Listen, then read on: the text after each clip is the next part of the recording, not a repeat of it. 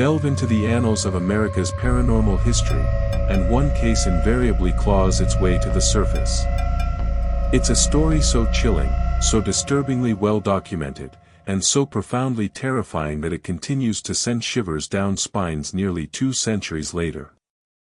This isn't some fabricated campfire yarn, mind you. This is the authenticated account of the Bell Witch, a spectral entity that relentlessly tormented a family, baffled an entire community, and is even said to have crossed paths with a future U.S. president.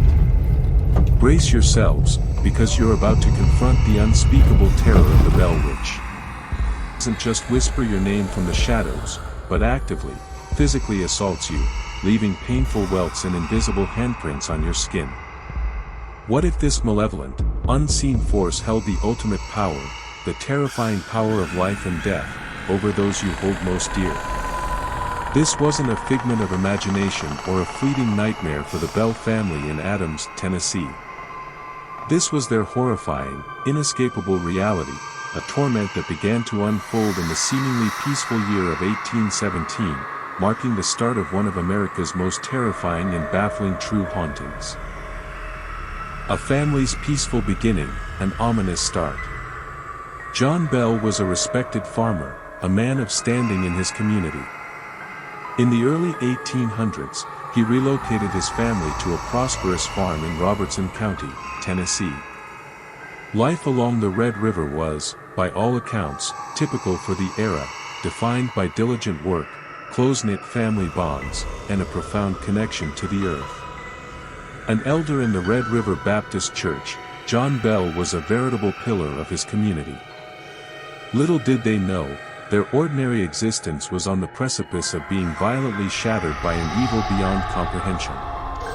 The initial, unsettling whispers of the encroaching nightmare began in 1817. While inspecting his cornfield, John Bell encountered an unnervingly bizarre creature, described as having the body of a dog and the head of a rabbit. He fired his rifle, but the apparition simply dissolved into nothingness. This eerie sighting was merely a prelude. Soon, inexplicable sounds began to plague their log cabin, faint knockings and scratchings on the exterior walls and windows at first. But these disturbances rapidly escalated, morphing into the sound of wings beating against the ceiling, chains being dragged across wooden floors, and even stones inexplicably dropping.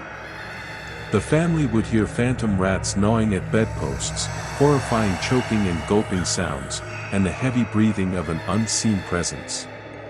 Initially, John Bell urged his family to maintain secrecy, likely fearing ridicule. However, the phenomenon only intensified, growing bolder and terrifyingly more aggressive with each passing day. The entity makes itself known. It wasn't long before the unseen tormentor found its voice.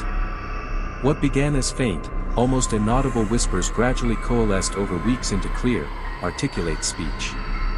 This entity, which would later be dubbed Kate, after claiming to be the witch of Old Kate Bats, appeared to revel in the psychological torment of the Bell family. It would sing, cackle with unnerving laughter, spew profanities, and paradoxically, quote scripture, sometimes delivering 2 different sermons simultaneously, in distinct voices. It possessed the ability to engage in coherent conversations, provide answers to questions, and inexplicably, demonstrated knowledge of the family's most private thoughts and hidden secrets. The entity seemed to fixate its malice primarily on 2 individuals, John Bell Sr., whom it derisively called Old Jack, and his youngest daughter, Betsy. Betsy, in particular, endured horrifying physical assaults. An invisible force would slap her, pinch her flesh, and violently pull her hair. Mysterious red welts and even the imprint of hands would suddenly materialize on her skin. She was frequently discovered in a state of exhaustion and terror, her bedclothes violently torn away or her shoes inexplicably hurled across the room. This malevolent presence seemed ruthlessly determined to prevent Betsy's happiness, especially concerning her courtship with a local young man, Joshua Gardner. The voice would relentlessly torment Betsy about Joshua, and the physical attacks would intensify whenever he was present or his name merely uttered. John Bell Sr. also suffered immensely. The entity would shriek curses at him, ominously predict his demise, and subject him to physical abuse.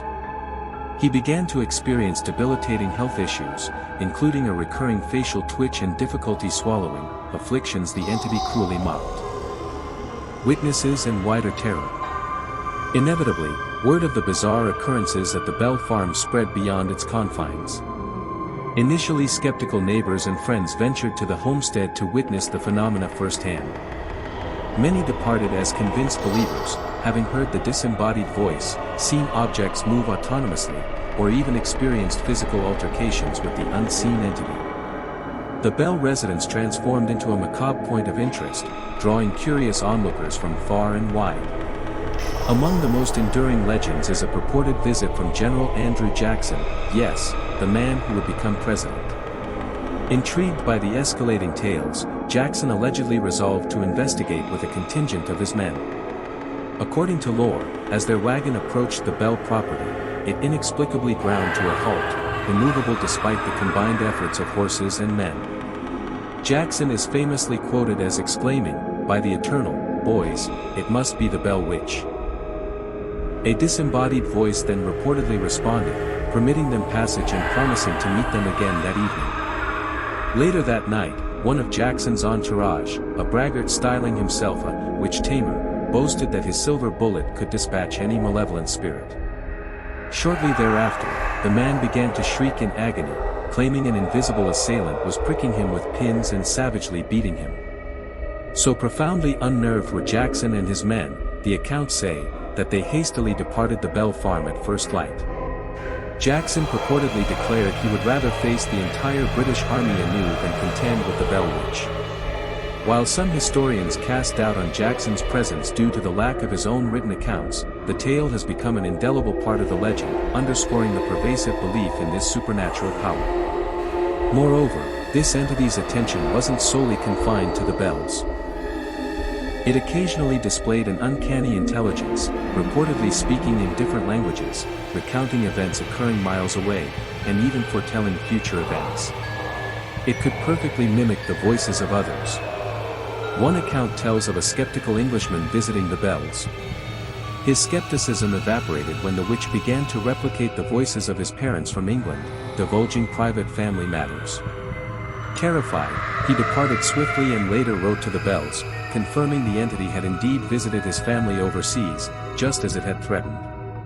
Yet, Kate also exhibited a peculiar tenderness, particularly towards Lucy Bell, John's wife. The entity appeared to hold her in high esteem, referring to her as the most perfect woman to walk the earth, sometimes serenading her with hymns or presenting her with fresh fruit. The climax, a death foretold. The relentless assault on John Bell showed no signs of abating. His health steadily deteriorated under the strain of incessant mental and physical torment. The entity's threats against his life grew more frequent and chillingly vicious. By the latter part of 1820, John Bell was largely confined to his bed, plagued by the agonizing facial spasms, acute difficulty swallowing, and profound weakness. Then, on a fateful December morning in 1820, John Bell failed to awaken. His son, John Bell Jr., upon fetching his father's usual medicine from the cupboard, discovered a strange, unidentifiable vial in its place. Suspicion, understandably, gripped the family. Kate, the entity, then reportedly proclaimed with triumph that she had administered a dose from this very vial to old Jack, boasting it would seal his fate. A test was conducted by giving a single drop of the vial's contents to the family cat. The animal perished almost instantaneously. John Bell Sr. passed away on December 20th, 1820. During his funeral service, the entity allegedly shattered the solemn mourning with raucous, joyful singing and derisive laughter, as if reveling in a grim victory. John Bell's demise is considered by many to be a singular event in American history where a death was attributed, at least by local lore and conviction, directly to supernatural malevolence. Aftermath and a lingering presence. Following John Bell's death, the intensity of the haunting began to subside, though it did not cease immediately. The entity continued to harass Betsy Bell, particularly concerning her engagement to Joshua Gardner. Ultimately, Succumbing to the relentless pressure and torment, Betsy annulled the engagement in 1821. Shortly thereafter, the entity announced its departure, vowing to return in 7 years. True to its ominous promise, some accounts assert the entity did reappear in 1828, making its presence known to Lucy Bell and her sons, Richard and Joel. The manifestations were reportedly similar to previous occurrences but less severe, and the family chose to largely ignore its attempts at engagement. It then departed once more, with certain versions of the legend claiming it pledged a final return 107 years later, in 1935. While some minor, unexplained phenomena were noted around that year, they paled in comparison to the sheer terror experienced between 1817 and 1821. Much of our contemporary understanding of these events stems from an authenticated history of the famous Bell Witch, a book published in 1894 by Martin V. Ingram. Ingram maintained his work was meticulously based on the diary of Richard Williams Bell, John Bell's son, a mere child during the peak of the disturbances, supplemented by interviews with other individuals familiar with the case. While some skeptics posit that Ingram's book may be an amalgamation of folklore and embellishment, it remains the most comprehensive early chronicle of these horrifying events. The Bell Witch haunting forces us to confront profound questions, doesn't it? Questions about the nature of reality, and the possibility of forces lurking beyond our comprehension. What truly subjected the Bell family to such relentless torment? Was it a vengeful spirit, a chaotic poltergeist, a demonic entity, or something far stranger and altogether different? A definitive answer may forever elude us. So, I turn to you. What are your theories about the Bell Witch?